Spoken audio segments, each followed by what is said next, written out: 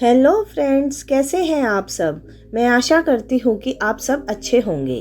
दोस्तों, आप चाहे स्टूडेंट हो या जॉब की तलाश कर रहे युवा या फिर नौकरी पेशा, आपको असफलता जरूर मिलती होगी। यह सभी के जीवन में परेशान करने वाला और निराशावाद का कारण बनता है। हालांकि सफल लोगों का कहना है कि जो लोग आगे बढ़ने का प्रयास करते हैं उनके लिए असफलता सफलता का ही एक रूप है जो इनके जीवन में आता है और आएगा ही। बस हमें इसका सामना करने के लिए पहले से तैयार रहने की जरूरत है। आज मैं आपको दुनिया भर में सफलता से पहले असफलता की 8 ऐसी प्रसिद्ध असल कहानी के बारे में बताने जा रही हूँ जो आपको आगे बढ़ने के लिए प्रेरित करेगी। तो चलिए स्टार्ट करते हैं। Number 1, J.K. Rowling. Famous Harry Potter novel की राइटर J.K. राउलिंग हार्वर्ड में अपनी स्पीच के दौरान विफलता के महत्व और मूल्य को रेखांकित करते हुए कहती है कि मैं एक महाकाव्य पैमाने पर विफल रही थी। मेरा बहुत कम उम्र में विवाह हुआ था जो टूट गया था और मैं बेरोजगार थी। अपने माता के साथ मैं आधुनिक ब्रिटेन के सबसे गरीब लोगों में शामिल थी। उस समय तक मेरे माता पिता के मन में मेरे लिए जो डर था और जो मैंने किया था दोनों ही समाप्त हो गए थे। मैं हर उस सामान्य मानक में सबसे बड़ी विफलता थी जिसे मैं जानती थी। J.K. राउलिंग ने कहा कि इस असफलता से मजबूती और दृढ़ निश्चय के साथ बाहर आना ही उनकी सफलता की सबसे बड़ी कुंजी थी। इन परिस्थितियों में भी J.K. राउलिंग ने हार नहीं मानी और पूरे विश्व में अपनी सफलता की इबारत रखी। Number 2, Steve jobs. आज पूरे विश्व में स्टीव जॉब्स को कौन नहीं जानता। टेक्नोलॉजी के क्षेत्र में पूरे विश्व के अंदर क्रांति लाने वाले एप्पल की शुरुआत एक गैरेज में 2 आदमियों ने किया था।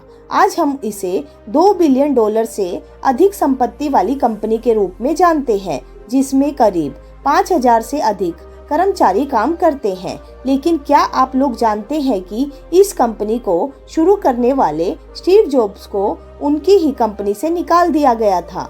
इस दौरान समय ने उन्हें एहसास दिलाया कि अपने काम के लिए उनका जुनून असफलता की निराशा से अधिक है।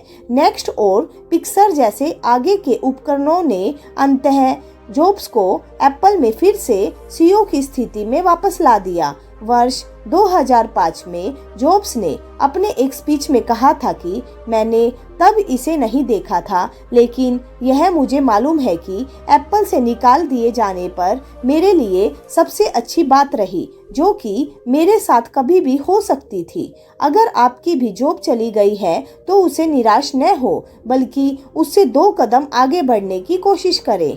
Number 3, Bill Gates. कुछ वर्ष पहले तक वर्ल्ड के सबसे रिच इंसान बिल गेट्स को सभी जानते हैं। ये हार्वर्ड ड्रॉप आउट थे। उन्होंने अपने करियर की शुरुआत में ट्रैफ और डेटा नामक एक बिजनेस का को-ओनरशिप किया जो पूरी तरह विफल भी रही थी। हालांकि कंप्यूटर प्रोग्रामिंग में इनके स्किल और जुनून ने इस विफलता को प्रसिद्ध सॉफ्टवेयर कंपनी माइक्रोसॉफ्ट में बदल दिया। बिल गेट्स उस समय 31 वर्ष के थे और दुनिया के सबसे कम उम्र के अरबपति बने। इस असफलता के बारे में बिल गेट्स ने एक स्पीच में कहा था कि सफलता का जश्न मनाना ठीक है, लेकिन असफलता के सबक पर ध्यान देना अधिक महत्वपूर्ण है। Number 4, Albert Einstein. आइंस्टाइन शब्द आज के समय में जीनियस का पर्याय है। क्या आपको पता है कि relativity, the special and the general theory के जनक स्वयं अल्बर्ट आइंस्टाइन 9 वर्ष की आयु तक धारा प्रवाह नहीं बोल सकते थे। उनके विद्रोही स्वभाव के कारण उन्हें स्कूल से निकाल दिया गया और उन्हें ज्यूरिख पॉलिटेक्निक स्कूल में प्रवेश देने से मना कर दिया। हालांकि यह सभी असफलताएं उन्हें 1921 में भौतिकी में नोबेल पुरस्कार जीतने से नहीं रोक सकी। आइंस्टाइन का मानना था कि सफलता के प्रगति में विफलता रहती ही है। Number 5, Abraham Lincoln. अमेरिका के सबसे फेमस राष्ट्रपति अब्राहम लिंकन असफलता के एक बड़े उदाहरण है। 1831 में व्यापार में असफल होने, 1836 में एक नर्वस ब्रेकडाउन से पीड़ित, 1856 में राष्ट्रपति पद की रेस से बाहर होने के बाद भी अब्राहम लिंकन अपने रास्ते पर अडिग रहे। लिंकन ने कहा था कि मेरी बड़ी चिंता यह नहीं है कि आप असफल हुए हैं या नहीं, बल्कि यह है कि क्या आप अपनी असफलता से संतुष्ट हैं। लिंकन को 1861 में संयुक्त राज्य अमेरिका के 16वें राष्ट्रपति के रूप में चुना गया था। वे अमेरिका के सबसे पॉपुलर राष्ट्रपति माने जाते हैं। Number 6, Michael Jordan. बास्केटबॉल दिग्गज प्लेयर माइकल जॉर्डन ने नाइके कंपनी के एक विज्ञापन में कहा कि मैंने अपने करियर में 9000 से अधिक शॉट गंवाए हैं। मैंने लगभग 300 गेम गंवाए हैं। 26 बार मुझ पर गेम जीतने वाले शॉट लेने के लिए भरोसा किया गया और मैं चूक गया। मैं अपने जीवन में बार बार असफल हुआ हूँ, हालांकि इससे आगे बढ़ा और इसलिए मैं सफल हुआ। सभी को यह लगता है कि जॉर्डन का बास्केटबॉल स्किल नेचुरल टैलेंट है, लेकिन क्या आपको पता है कि अपने शुरुआती वर्षों में जॉर्डन के बास्केटबॉल कोचों को इस बात की सबसे ज्यादा परेशानी थी कि जॉर्डन अपनी न्यूनतम ऊंचाई तक भी नहीं पहुंच रहे हैं। हालांकि वर्षों के प्रयास, अभ्यास और असफलता ने ही इस सितारे को जन्म दिया।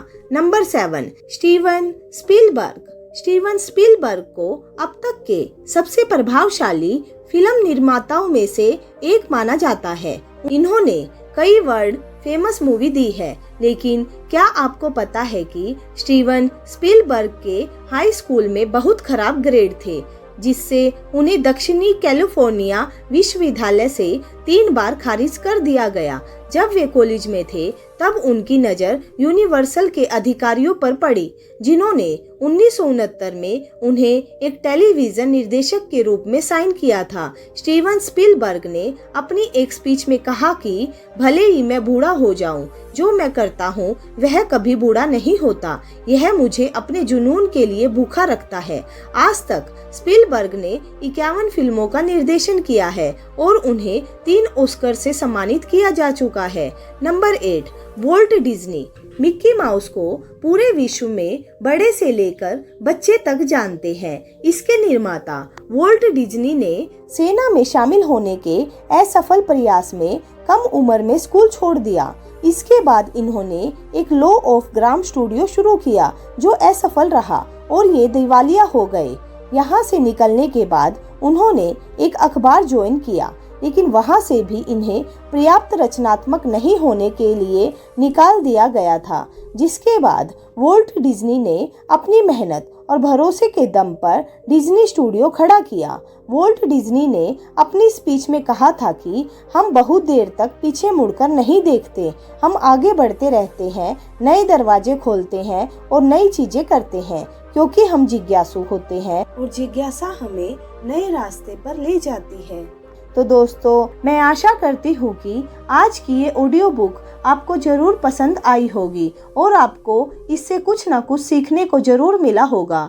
दोस्तों, आज की ऑडियो बुक आपको कैसी लगी आप हमें कमेंट करके ज़रूर बताइएगा। साथ ही अपने सभी दोस्तों के साथ शेयर भी कीजिएगा।